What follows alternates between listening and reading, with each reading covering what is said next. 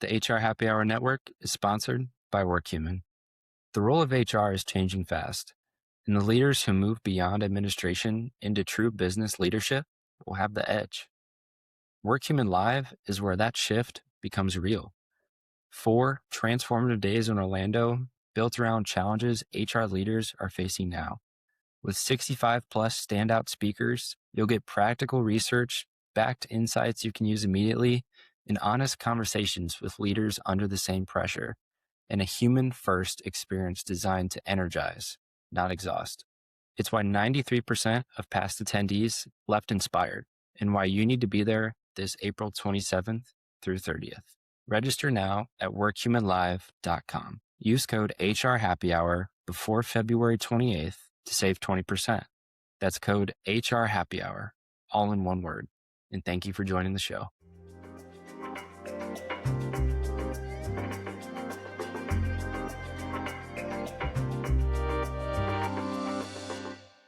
Hi, everyone, and welcome to the HR Happy Hour Network. This is the play-by-play podcast hosted by myself, Jack McFarland, and Nick Schlemmer. Hey, guys. How's it going? Well, we are already a month into 2026. That feels a little crazy. It really, really flew by. I feel like we just recorded our first episode for the year yesterday. But we've got some exciting stuff, guys. And today is the first part of what it's almost like a series is what we're going to do. So everyone knows, yeah, it's like a series. Our first episode was kind of the overview of we're calling 2026 the year of ultimate business efficiency. That is the theme of our series.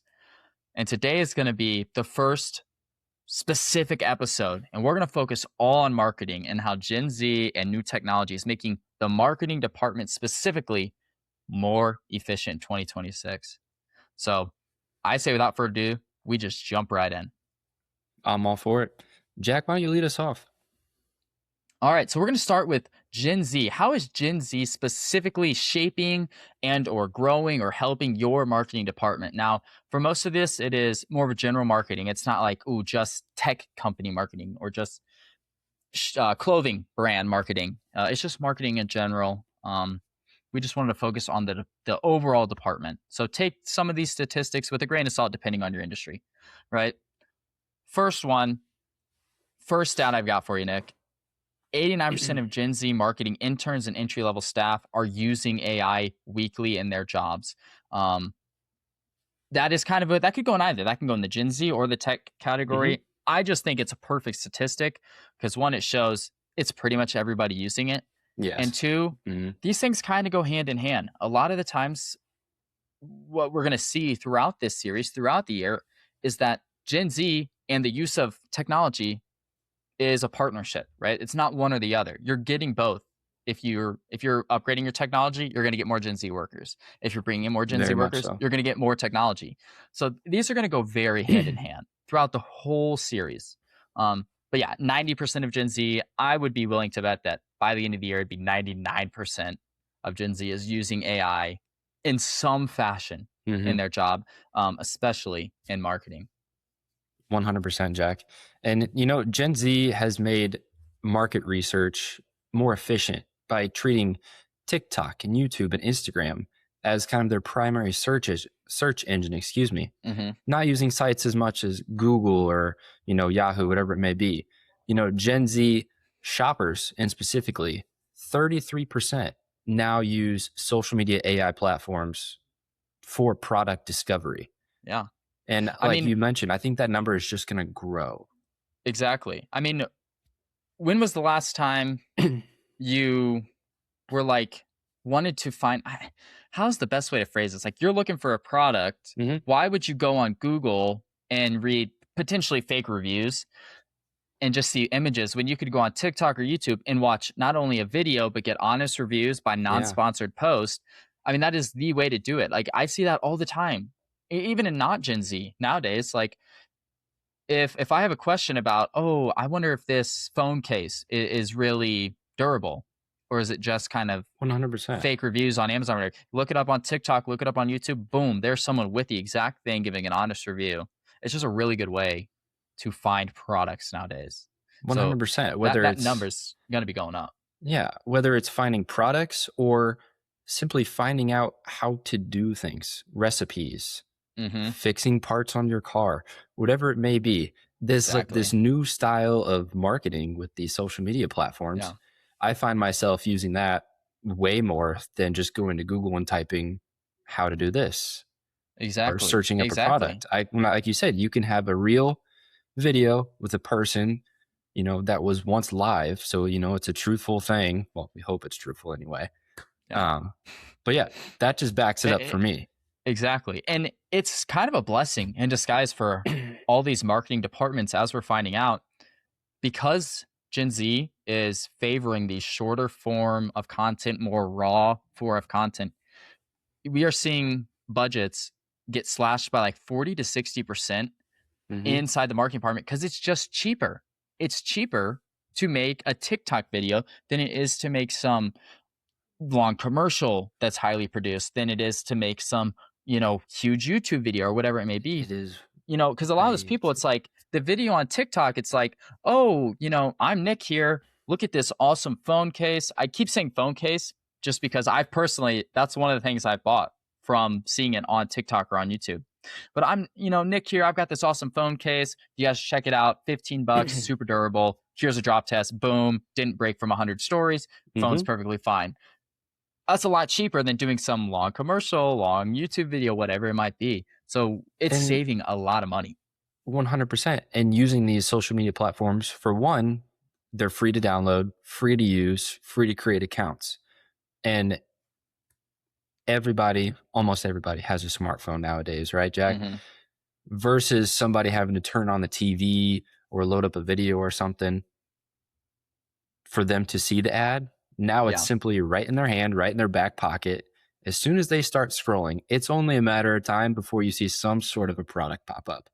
Yeah, exactly. And that's what makes this so efficient. I mean, you could scroll. Most of those videos are 8 to 15 seconds. Eventually, people are going to start seeing your video. It's like it's forcing marketing departments, to not only save money, but be more efficient. Like, if you want to talk about efficiency, you slashed your budget by over 50%, made a 10-second video, and then it got seen by 1 million people in 4 days. And then, I mean, just to go fantastic. But just to go one more step further than that, it's seen by X amount of people. But then once you get those accounts, you know, with higher followers and whatnot, then you can start creating revenue coming in from that as well. Exactly. So just that 8-second video already produces probably a lot more revenue than that 30-second TV ad. Exactly. And then to go along with that is, let's say someone sees it, maybe they're not looking for your product, but they have a friend that might. Then you get that word of mouth. And that's one of the greatest ways to get your product out there, or market, whatever, is word of mouth. So when you get 1 million people seeing it, that could easily double, triple, or quadruple just by word of mouth after that. Yeah. So it is this short form, quick content is really a blessing when it comes to marketing. You know, there can be 100%. Downsides of it for other things, but in marketing specifically, that's why you see all these big brands popping up on TikTok and on YouTube Shorts. On Instagram has Shorts, Snapchat has Shorts. Everyone, even the ESPN app has like TikTok style. And so every company is doing it now just because of that. It's so efficient when it comes to marketing. And it doesn't have to be, oh, buy my shirt, buy my phone case. It can be, here's our technology. Here's our AI. It could be whatever. You know, it doesn't just work for one type of business. It's for all businesses. Right? That's what I find so interesting about it. 100%. And going back to that word of mouth point that you touched on, you know, word of mouth will always be, I think, the top form of networking and marketing and getting your product and yourself out there. But then, how I mentioned with our smartphones, everything's right there in our back pocket. In that little bottom right-hand corner, the share button, you can even bypass word of mouth and go straight to somebody else's phone. I thought of that and I was like, that just makes the process even faster for some people. Yeah, that's a great point. Yeah, it's like word of mouth, but straight up sharing the video. Yeah. So there's endless possibilities when it comes to marketing on short form content. Another good thing that we're seeing compared to other generations is that a lot of Gen Z will interact with like polls, Q&As, quizzes, surveys. I pulled this from a source called We Are Brain 2026 Strategies. And they said they did a study and 43% of Gen Z will engage with these polls and quizzes. Mm-hmm. And you might think, okay, well, what does that have to do with marketing? Well, that makes your data collection as a marketing department much better. If you're able to send out some sort of poll to Gen Z, you can gather that data within an hour. They just do it on their phone, on the computer, whatever it is. They're willing to do it. They like to do it. That makes data collection just so much faster. So if you're a marketing department, you should be sending out polls. Maybe they didn't work in the past or they weren't that effective, but with Gen Z and social media, you could send out polls and get results quicker than ever. I mean, honestly, it's 100%. If you're not doing it, you should be doing it. Yes. Yeah. And whether or not you're sending out these polls, as a specific post on their own, or you can attach these polls to other videos that you're creating. Exactly. There's different ways to maneuver it and to edit it out there for everybody to see. And like Jack said, if you're not using social media and these short videos and not utilizing polls to increase your number statistics and gaining more valuable information, you're just slowly getting behind. Exactly. And honestly, it's not even so slow with how fast this is all moving. If you're not doing these things, you're getting behind. So, you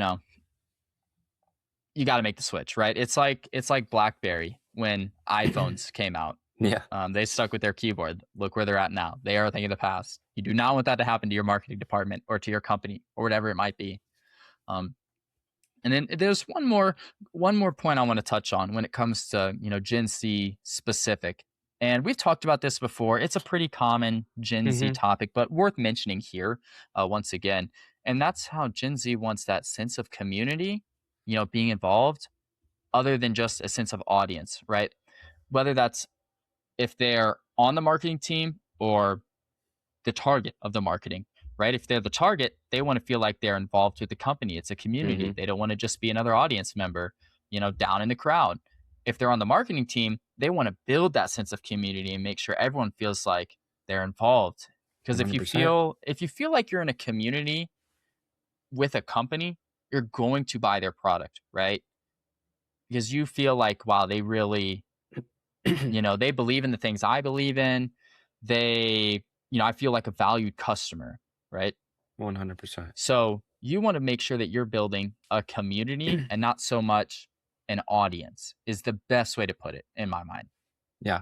And building that community, going right back to the polls again, giving your community input, asking their input, using the comment section for these videos, the polls, all that's doing is just creating more trust between yourself as the brand and then your target market. Exactly. And you can even do things like when it comes to a poll, let's say, that you have you're coming out with a product that's going to be very popular because it solves some issue that no other product does. And you know that if you make this poll, everyone's going to vote for it. Well, you can make it anyway. And then people are like, oh my gosh, like they listened to us, even though you knew all along, this is what you were going to do.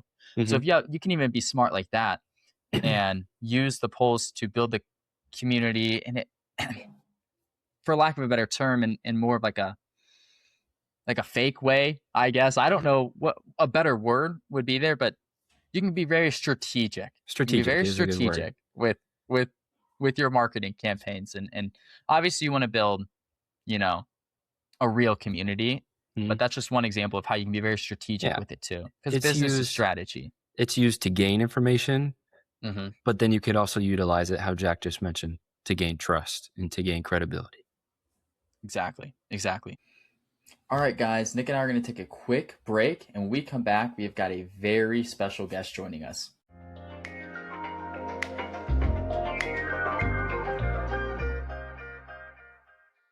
Now joining us on the play-by-play is Haley McDonald. She's a global B2B SaaS marketing leader who lives at the intersection of growth, revenue, and change. She spent her career helping companies scale through inflection points like rebrands, acquisitions, category creation, and new product launches. She's led growth and demand teams at companies like Intel, CultureAmp, Virgin Pulse, Rejig, and most recently, Marigold. Her work includes demand generation, product marketing, revenue operations, and AI powered go to marketing strategy. Haley is known for being deeply aligned with sales, obsessed with pipeline quality, and practical about what actually works in modern B2B. Today, she advises and partners with high growth teams on building smarter, more resilient revenue engines in an AI first world. Well, join us now in welcoming Haley McDonald to the Play by Play. Thank you so much for coming on the show today, Haley. Thanks for having me. I'm super excited to be here. Longtime fan of the show, fan of HR Happy Hour Network. So yeah, thanks for having me on. Yeah, of course. And as you guys know, Haley has done a lot of work in marketing. She's been a CMO, a VP of marketing. She's very fluent in marketing. So we just want to start it off with you. Floor is yours. First question here is, how have you seen Gen Z personally affecting overall marketing operations just in your current position? Yeah, I mean, like right out the gate, right? It's a great question, and I kind of experience it from a couple of different lenses. I think so. One, as someone in a place of work, just having Gen Z folks around and becoming like a larger population in the workforce, I think as it always does when generations come through, starts to kind of sway the workplace dynamics at large, right? So not so specifically about marketing, but I think like having Gen Z folks come into the workplace, like this might be true of maybe any younger generation that's coming in, but I would say like refreshed energy, curiosity, you always kind of get that, which is really nice for everyone that might be feeling more jaded, like heading on their way out. But I think something that's a little bit more unique just based on, the time that Gen Z was really brought up is their relationship with work is a little bit different. And I think that ends up kind of happening for every generation in one given way or another.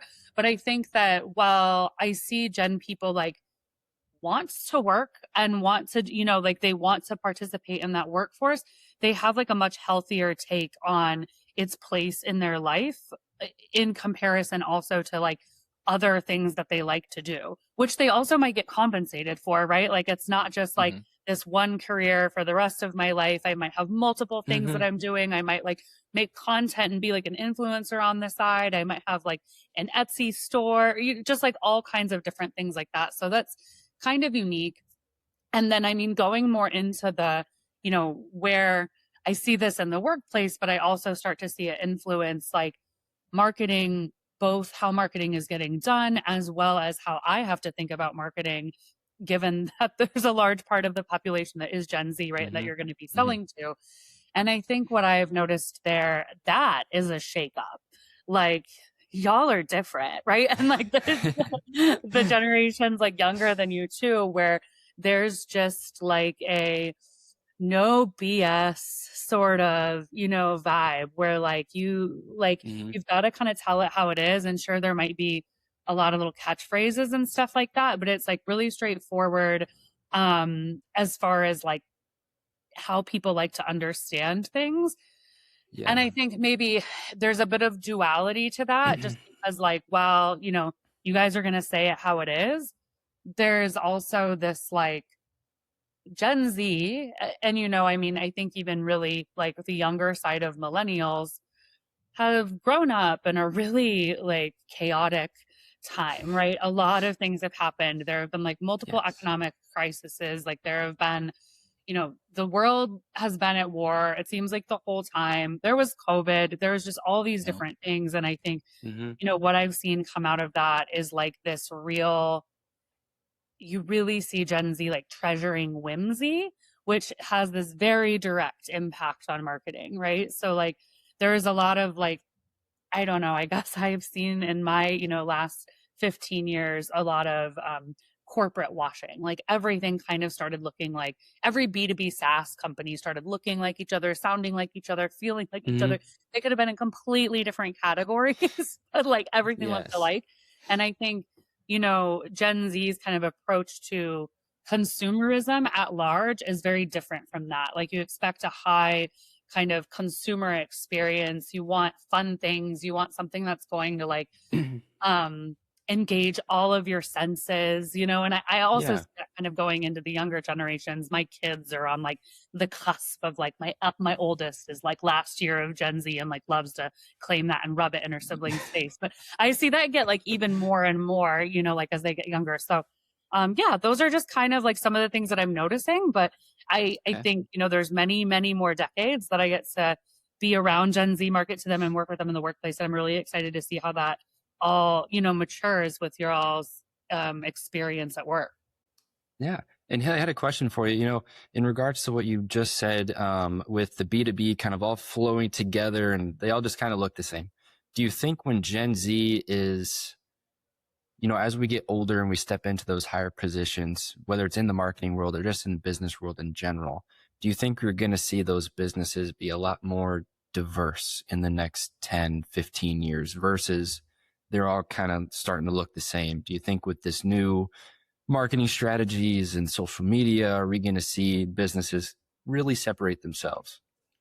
Yeah, that's a great question. Great question. So, a bit of a potentially hot take here is, you know, were you to have asked me this just a few years ago, you know, say 2022, I would have said absolutely. Like, I think we saw emerging out of kind of, you know, there was a real swell in sort of social justice and just like diversity, equity, and inclusion in the workplace and everywhere, right? Kind of like, you know, 2020, 2021 and beyond. And I think you really saw young people like gravitate toward that. And like outside of just, you know, I think that a lot of times you'll find that like the, you know, younger folks tend to be kind of more on the progressive side. And so like that, you'll see that, of course, that would happen. But I think coming off of those couple of years, I really started to notice that with Gen Z folks, and honestly, even noticed in like one of my oldest kids and her friends, like that sort of like inclusion and diversity, like they wouldn't even think about that because it's almost so ingrained in them of like not really thinking so much of like self and other, but thinking of everyone kind of together like that. Right. And so I loved that.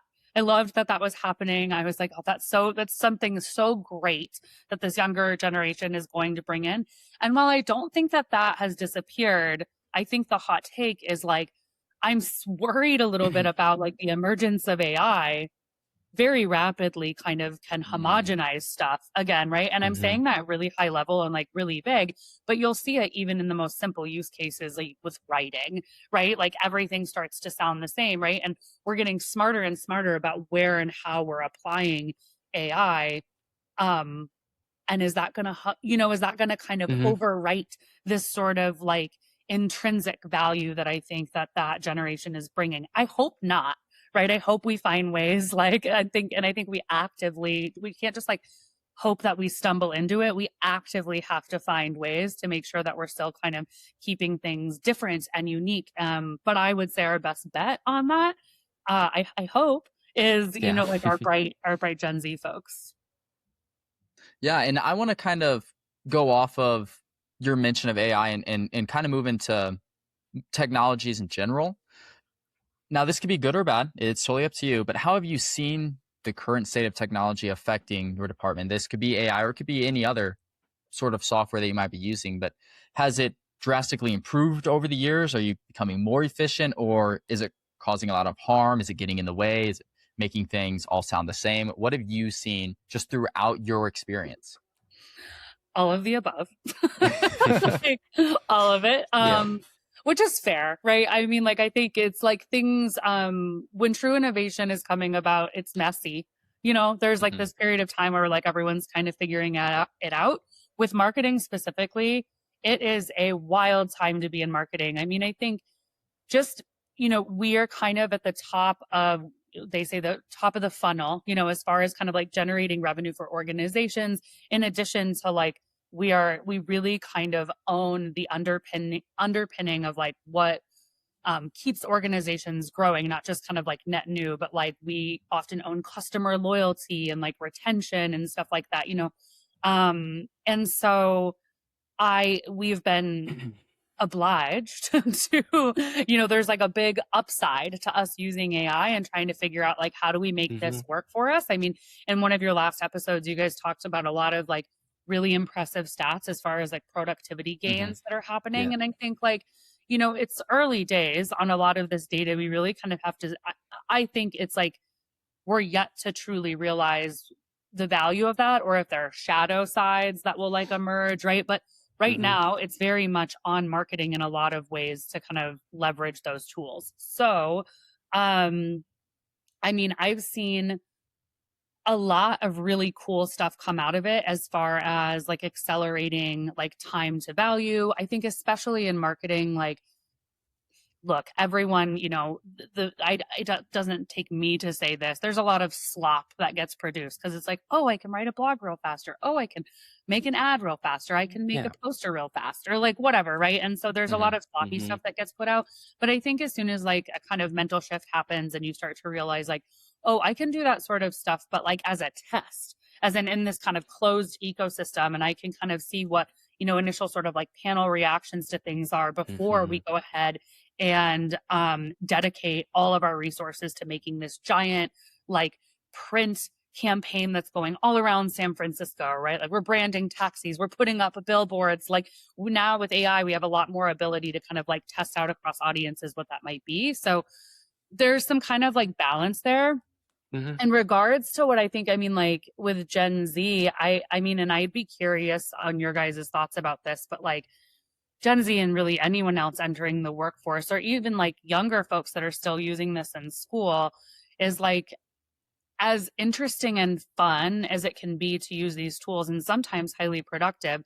What I'm really worried about is y'all not getting the total experience of like context building that all of us sad saps that didn't have AI kind of coming up had to learn the hard way by like literally just failing, or like doing all of this stuff. And so like, that's one of the most important things I think that's going to come through in 2026 is like AI without the context is where we get the slop. And so I've been thinking a lot about like, how do I help get our early in career folks that kind of context, even though like our work is totally augmented now.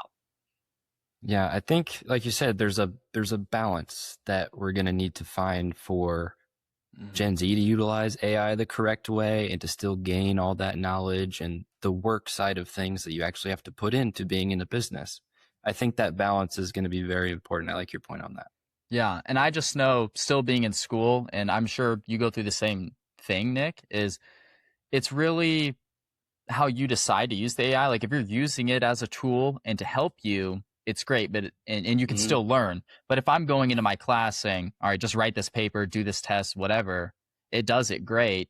I don't learn any of it. So that's a lot what you're saying is like that balance needs to be found where you want to use AI, to help you be productive and efficient, but you also want to do it in a way where you're still growing your career, growing your knowledge, and not just, air quotes, cheating your way through the test all the way to the top. So, and that varies person to person. I know there are people out there that do that, right? People are just going to give AI, do this for me, boom, it's done. I'm not even going to try to learn it or be better at it. So it really varies person to person. Are you seeing that as like a common thing among Gen Z? Like, are there any pitfalls other than that like if you were gonna, like if we wanted to come work in marketing with you, is there something that Gen Z just is not very good at overall that you would say, if you can learn this before you get into the job, that gives you a real leg up? Is there anything like that? Or would it be just finding that balance?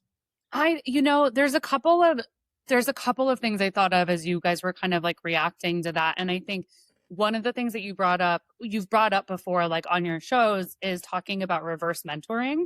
And I love the idea of, like, I think that's so great. Anytime we get kind of a new generation coming into the workforce, learning from them just as much as we may be able to teach them. And I think you guys have talked about how AI is an opportunity in some cases for reverse mentoring, because you'll sometimes get folks that maybe aren't as, comfortable with technology, that may be older, that just, or they just kind of missed the boat on some of this stuff. Like they didn't have to. Honestly, like there are a lot of things in my job now, just in a leadership position, where I'm not hands-on tools. And I'm like,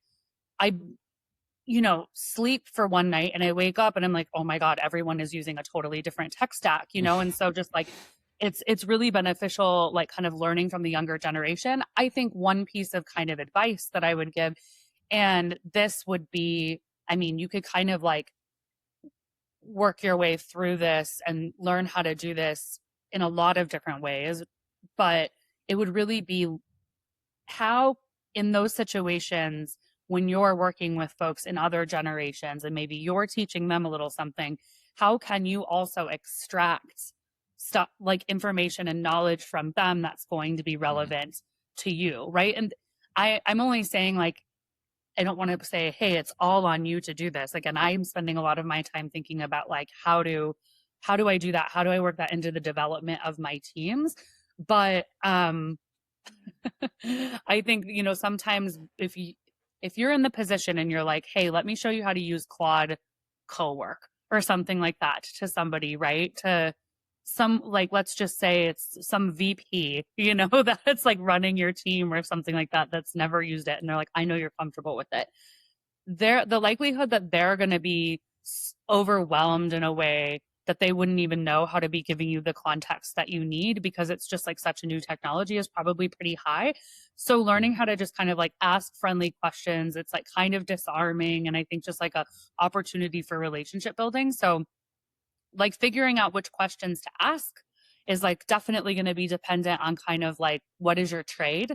Like, are you in marketing? Are you in sales? Are you in finance? Are you in anything, right? Where you're starting to use kind of AI. And then just, I think like another good practice would be just like talking to people about it, right? Like having those conversations, like ask a friend, ask your parents, like, hey, what do you know that you think I don't know that I should know about and stuff. And that'll help you kind of like practice like how you can start pulling that information from people to try to get the context. That said, I think it's honestly is a tenth, if that, of what we need to be doing. I think we really need support from our kind of learning and development and AI transformation and HR friends on like really systematic, like new ways of supporting our younger generations to get this kind of context, not just like living on a prayer and like asking fun questions. All right, Haley, another final question here, but in a position that me or Jack are in right now, currently, seniors in college will be in the workforce very shortly.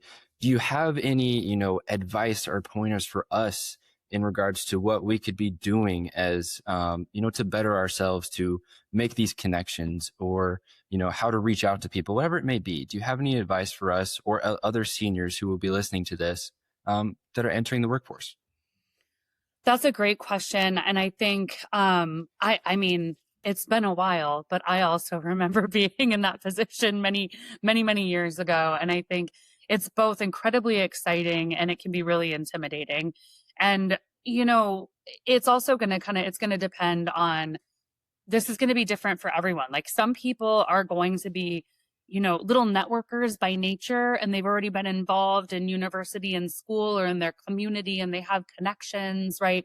It could be through like things that your family has been involved in, right? And you have kind of like great connections through that. And then there are going to be people like me that didn't have a clue like, at all, right? I was like pretty social and stuff, but like, I guess I just thought like when I got my diploma that someone was just going to be like, where are the economists? And I was going to, like, I studied economics and I was like, okay, do I go be an economist now? And like, it just didn't, I mean, I was not prepared. So I think one piece of advice that I would give is that like, some people are going to know, like, I want to do this one thing. I studied this one thing. I'm very set on that. I don't want to discourage people that are kind of like beelined for that and kind of have set themselves up for it. But I would say, like what I've seen in reality is that life is rich and full of a lot of different things. And so I think I would probably have a think about like, what are all of the things that I like to do? And could those in any way be a part of my career or job, or just how to make money and pay the rent, or, like basically more than a hobby? And consider, I would just say, getting involved in those communities in a work sense. So like I said, no one was hiring an economist. Like, no, I did not know how to go get a job as an economist, like right out of, like getting my bachelor's degree. But one thing that I had done was I had kind of put myself through school doing graphic design. I had picked it up. I had worked at a public, like a news publication. It wasn't anything sexy, but and that, ended up getting me kind of getting my way into marketing through that. Like I started working for an agency really young, and I was like, oh wow, like I have a knack for this. I really like it. I have these kind of multiple skill sets. And not very long after that, the economics and the kind of finance came into play, because when you got to learn how to like make money for a company, numbers are involved, right? But that took me a really long time to just like go down that pathway and kind of accidentally stumble into a lot of things. I sure wish that I would have thought to find people somewhere and like kind of start to network and figure that out. As clunky and weird as it might have felt, I wish I would have found one person that could have told me, this is where our people are. Like this is, like in marketing and HR, a lot of people are on LinkedIn, right? It's like this this, digital community, and you can kind of start to get to know people. For other trades, it might be like more in person, like meetups and stuff like that. But if you can find one person that will help you kind of show where you can start connecting with folks, I promise you that like everyone is excited for new people to come into the workforce, like especially like on the leadership side where people can be mentors and coaches. Like we have to find people to hire. We have to find good talent, right? To like lead our teams into the future. And so we want to be finding those smart little cookies coming out of school and want to be helping folks. I would say, the majority of folks are really invested in that. So find where your people are, figure out how to kind of network with them. Know that it'll probably be a little awkward in the beginning. And I wouldn't limit yourself to just like one thing. Think about, like all the things that you might be interested in. I know you guys like, golf, right? Like that's one thing. It can also be like, the thing that you studied in academics, things like that. Yeah. So don't limit yourself.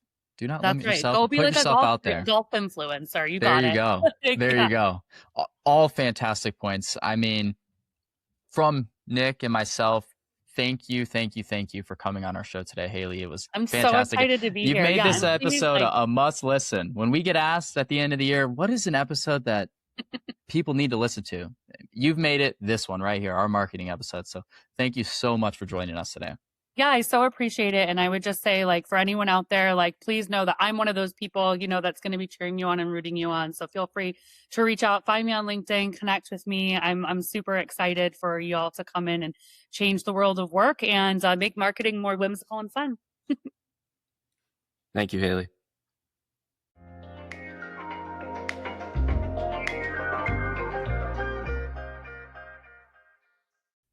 All right, everyone, we are wrapping up today's episode. Dug deep into the marketing business and what it all stands for in advertising. And Jack, we got the quote of the show. And this one's coming from Henry Ford. Real reliable source here. He's pretty efficient guy, I'd say. Really efficient. Very efficient. And this one, he talks about marketing and advertising. He said, and I quote, "Stopping advertising to save money is like stopping your watch to save time." Okay, that's brilliant. What a good quote. That's really good. I mean, it makes sense. Henry Ford's probably the most efficient businessman that ever was, right? He invented the assembly line. They sold 30 million cars back in the day when it would take weeks to build a car. So that is fantastic. Stopping your app. That's really good. That's a really good quote. Top tier quote of the show there, Nick. Very nice. Thank you all for listening. We hope that you took something away, that you learned something. If you work in marketing or you know someone that works in marketing, that maybe you can help them out. We just want you guys to be the most efficient as possible, right? That's the theme of this year, business efficiency. And now you're experts in marketing efficiency, right? That's right. So. As always, everyone, thank you for tuning in and listening. This was our 40th episode this year. We got a lot of great episodes on the way. Thank you for listening, and bye for now.